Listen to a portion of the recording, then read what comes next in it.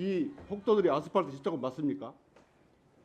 비유의 적절성에 대해서는 제가 평가할 위치에 있지 않는데 기본적으로 서부지법 사태 같은 일이 다시는 일어나서는 안 된다고 생각을 합니다.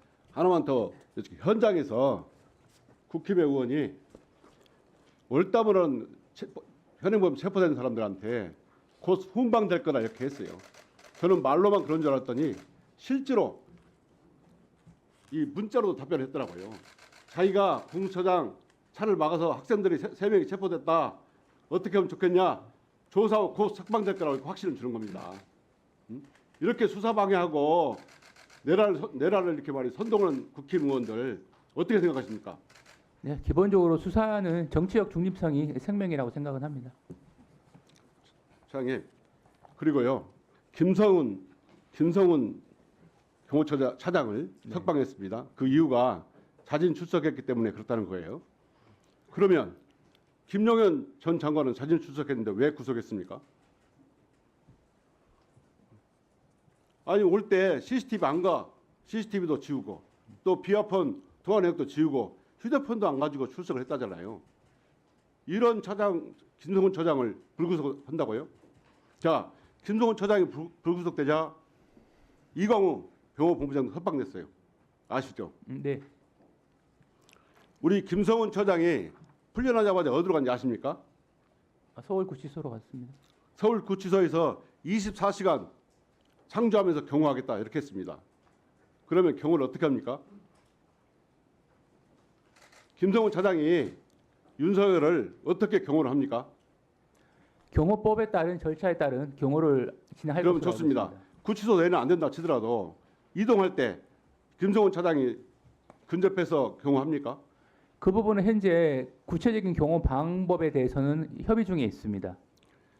김건희에 대해서 현재 접견 금지가 된 거 알고 계시죠? 네네. 변호인 제외하고는 접견 금지다. 변호는 접견할 수 있지만 가족은 안 됩니다. 네.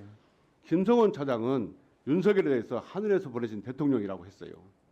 이 정도로 신경 경호를 하는 사람이고 이 사람이 다시 24시간 붙어 다니면서 경호를 할 경우 심각한 우려가 생길 수 있습니다. 그 경호 계획 짤 때 접근을 못하도록 하십시오.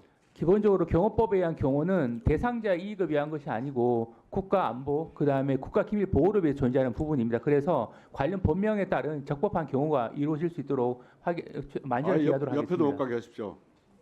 또 하나 물어보겠습니다. 요즘 공무원들 사이에 어떤 소문이 돌고 있냐면 검찰에서 이번에 경호처 차장을 불구속한 이유가 있다. 그건 뭐냐? 이번에 구속된 윤석열 그리고 10명의 구속된 사람을 제외하고 나머지 공무원에 대해서는 추가 수사하지 않겠다는 검찰의 그런 가이드라인을 제시했다는 거예요. 공무원들 사이에서 이게 소문으로 돌고 있습니다. 그렇기 때문에 이런 김성훈 차장도 석방했고 또 최상목 대행도 자기 더 이상 수사가 확대되지 않는다고 생각하기 때문에 앞으로 이 특검법도 거부할 거라 이런 소문이 돌고 있습니다. 차관님, 네. 검찰에서 이런 가이드라인 줬습니까? 그런 사실은 없는 것으로 알고 있습니다. 이런 소문이 돌고 있어요.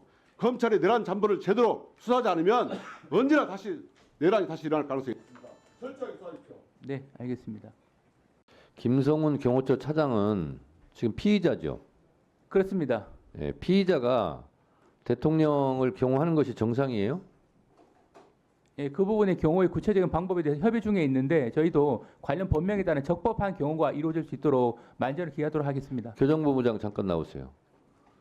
서울구치소 재소자들이 있는 곳에 안으로 경호처 직원이 들어갈 수 있습니까? 없습니까?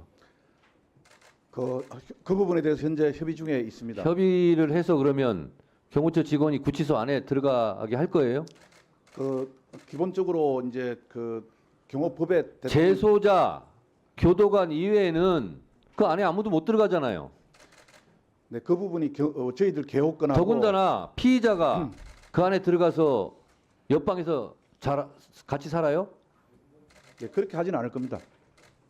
그 말이 되는 얘기를 하세요. 거기는 재소자, 교도관 이외에는 아무도 못 들어가는 거예요.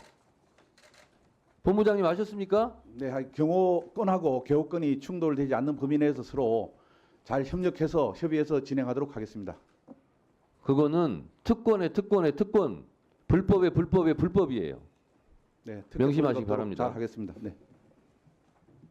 저 위원장님 네. 그 부분 관련돼서 혹시 발언할 기회를 주시면 네네 하세요. 기본적으로 경호에 대해서 제가 그 법률 검토를 했는데 경호라는 것과 예우는 다릅니다. 그래서 대상자에 대해서 경호를 한다는 것이 예우고 지금 전에 위원장께서 말씀하셨던 교도관의 계호라고 하는 것은 수용자의 도주, 폭행, 소요, 자살 등 국군 목적을 해치는 행위에 관한 방지 조치에 중복적이 있는 거라서 교도관이 하는 그 계호라는 것과 경호관이 하는 경호는 이 목적과 기능이 완전히 일치하지는 않습니다. 그래서 저희도 이 부분에 선례가 없기 때문에 관련 법령이 조화롭게 운영될 수 장관님, 있도록 협의 중에 있다는 말씀. 서울구치소에 징역 살아봤어요? 안 살아봤죠? 교도관이요. 보통의 시국사범 같은 경우도 1대1 계호를 합니다. 그거 보고 계호라고 그러죠? 아마 윤석열 같은 경우는 윤석열을 계호하는 교도관들이 여러 명 붙을 거예요. 거기에 무슨 경호가 필요합니까? 그리고 정광훈 목사가 서울구치소 안으로 강제로 들어갔을 경우에는 경호처 직원들이 혹시 필요할 수도 있겠어요. 12대대 습격해서 서울구치소가 뚫렸다. 그런 경우는 필요할 수 있는데 그 안에는요. 더군다나 지금 격리 수용돼 있잖아요. 누가 와서 지금 윤석열을 습격한다고 거기 경호처가 가서 경호를 합니까? 거기 있는 교도관이 계호하면 되는 거지.